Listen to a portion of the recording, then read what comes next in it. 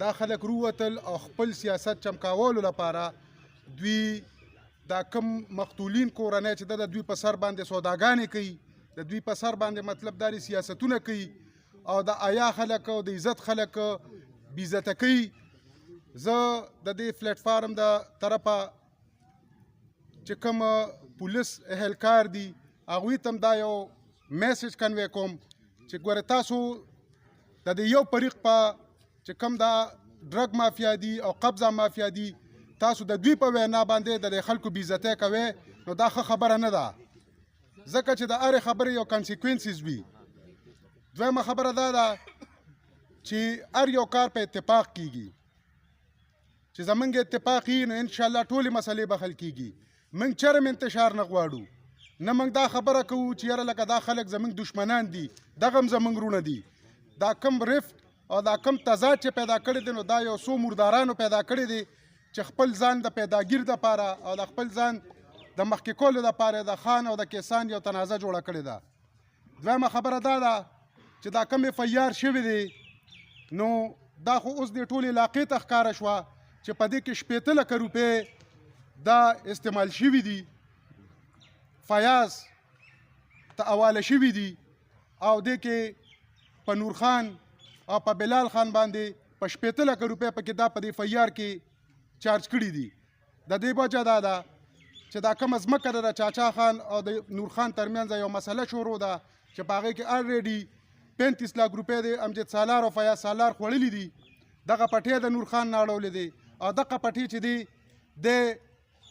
چاچا خان دې ته پراپرټۍ لپاره حواله کړې دي. د دغه جایداد د خړپ کولو دپاره په دغه خپل مقصد کامیابولو دپاره نور خان او په بلال خان باندې دا داویداري شوې ده. نو زما د دې میډیا په وساطت دا یو ریکویسټ دی پولیس ته، کوم چې زمونږ ډي پی او دی، ډي آی جي دی، آی جي ته، چې دا کومه ناجیزه او غلطه داویداري شوې ده په دې کې د یو شفاف او فیر انویسټیګیشن وشي. ځکه چې که دا ټرینډ شروع شو د غلطو داویدارو چې یاره لکه یو سړی به رسنه خبر هم نه او په هغه به دعوی کیږي نو دا ملک په فساد طرف ته لاړ شي. والسلام. بله ورځ چې زمونږ کوم میټینګ شوی دی نو په هغې کې موږ هیڅ قسم چې کوم دی نو داسې غلطې خبرې نه دي کړې، د خپل حق تپوس پکې شوی دی او زه د میډیا په وساطت باندې دا خبره مخې ته راولم هغې خلکو ته چا چې دغه خبره چې کوم دی نو په نیګیټیو انداز کې چې کوم دی نو خوره کړې ده، په هغې کې زمونږ د دې لانډ اونر چې کوم مشرو د هغې دپاره چې کوم دی نو د بخښنې دوا پکې شوې وه او دیم ویلي چې زمونږ دغه شمالي اشنغر زمونږ وروڼه دي. خو زه دا خبره کوم چې تاسو ولې چې کوم دی نو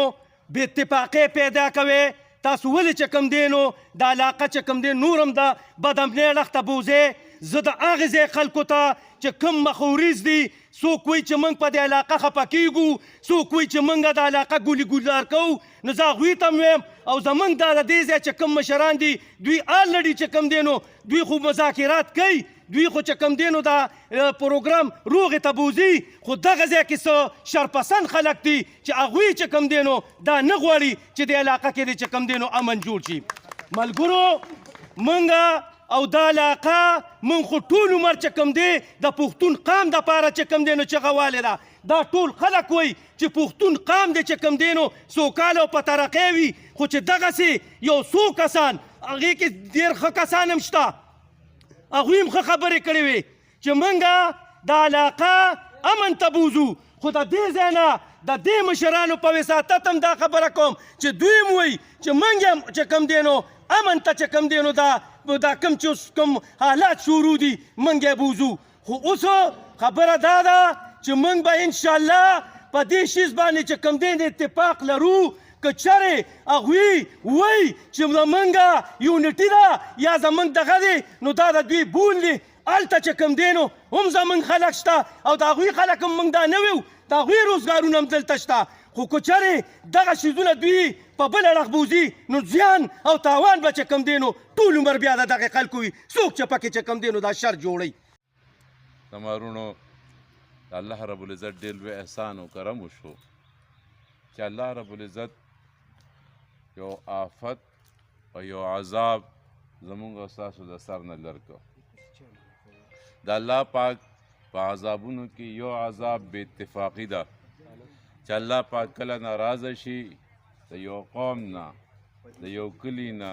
د یو کور نه د الله رب العزت په هغوی کې بې اتفاقي پیدا کړي هغوی کې اتفاق نی هغوی کې اتحاد نی په یو خبره باندې ودرېدل نی چې کله یو امت یو قوم په یو خبره باندې را یوځای شي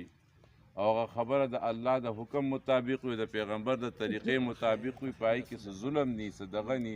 الله پاک هغې له بیا وجود ورکوي زمونږ او ستاسو دا را یوځای کېدل دا د الله انعام دی او دا د الله رب العزت احسان دی او زمونږ او تاسو نه د عذاب ختمېدل دي چې زمونږ او تاسو نه بې اتفاقي لاړو د الله یو عذاب زمونږ او ستاسو د سر نه لاړو اوس د دې نه بعد دا اتفاق چې زمونږ کم راغلی دی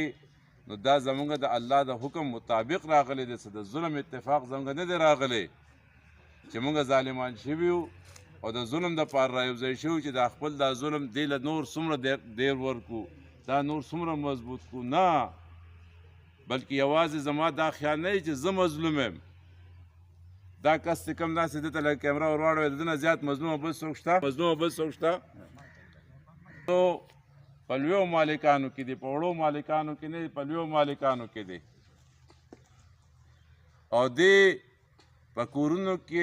او په حجرو کې د خلکو د بجلی فټینګونه کوي په ملک کې لکه څنګه اسوقي صاحب خبره وکړله که نه چې را امپلیمنټیشن نه کېږي نو دې ادارې یو اډر جاري کړي خو په هغې باندې بیا امپلیمنټیشن نه کېږي خو څوک د تپوس نشته موږ کمزور یو